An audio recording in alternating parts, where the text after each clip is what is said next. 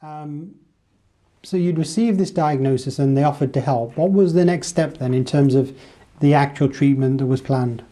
The treatment that was planned was initially a course of chemotherapy to alleviate my symptoms and also to address the cancer and its progress, and then a planned operation followed by potentially a post-operative course of chemotherapy, depending upon the circumstances prevailing.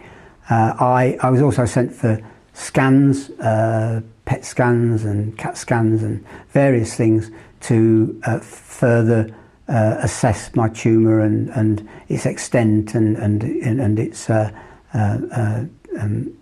size and those kinds of things. What information did you receive about the extent of it and the severity? I received quite good information in terms of how big it was and to the extent that it had grown into my esophagus. And again, some people like to know nothing, some people like to know everything. I got as much information as I felt comfortable with, and I didn't need to know every single nut and bolt, but I did need to know enough to make me realise that not having treatment was not an option. You knew you had to go through with a certain degree of hard treatments that were to come. It was necessary. Yeah. Yes, it was necessary. How did you find those subsequent treatments in terms of how much they affected you? They were not quite as bad as I thought they might be, surprisingly enough. Although they were hard, I won't disguise the fact that that it is not something to shrug off. It is a hard path, but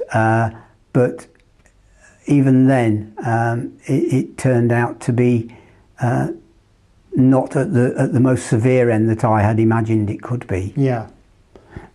Talk me through the individual treatments that you had. The treatments I had were, well, initially the chemotherapy treatment, yes, which involved going regular intervals over a 9-week period to the hospital and having drugs obviously put into me.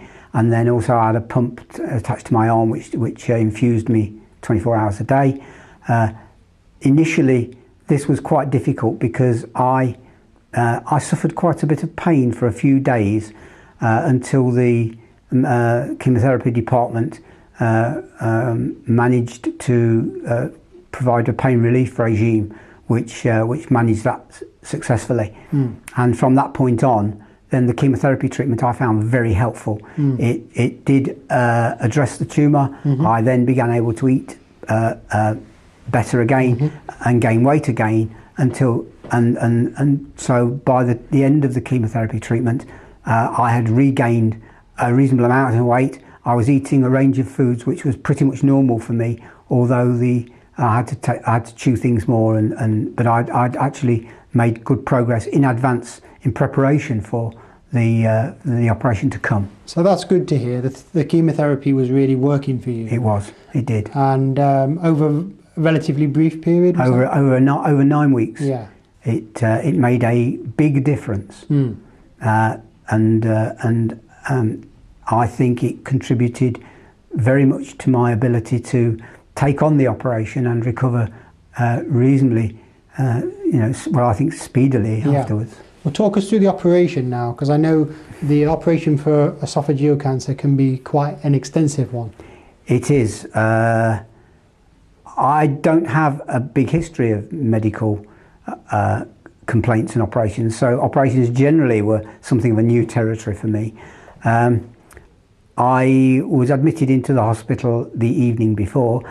Prior to that, I had discussed with the surgeons at a bit of length what they were going to do, so I knew the mechanics of what they were going to do, and in fact it was quite interesting in terms of the theoretical kind of side of it.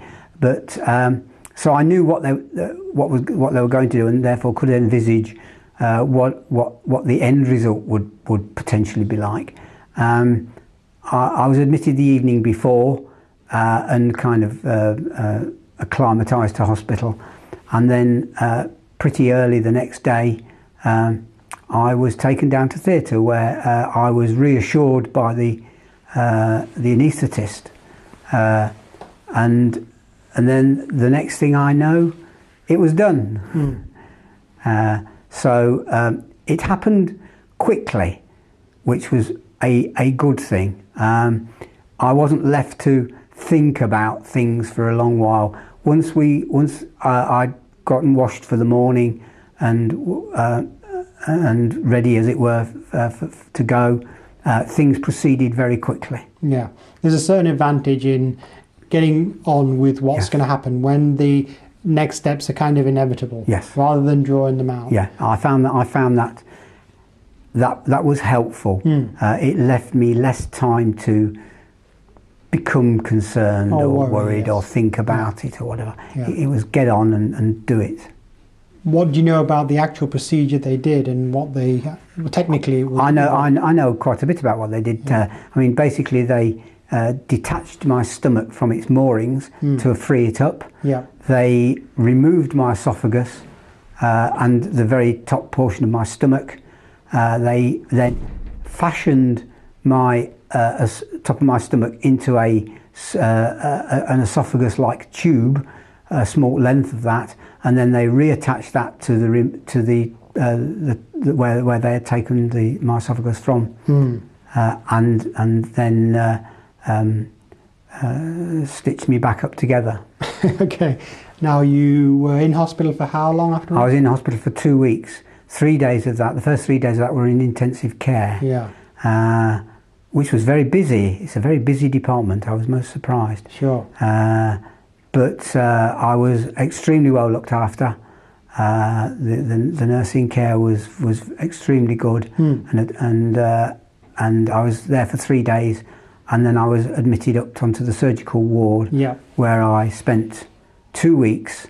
And again, the period of time you spend obviously depends upon your progress and what occurs. Did you suffer any significant complications? Maybe I had a small infection, which didn't prove significant, but did give me a raised temperature and a feeling a bit like having a flu or cold for a day or two. Again, until that was overcome. Also, at one point, the surgeons were a little concerned about some fluid deposits in my thoracic cavity there, and had that investigated, but in fact it proved to be not in any way threatening, but was in fact part of my body's reaction to what the operation had been, and so that then kind of cleared up itself. Okay.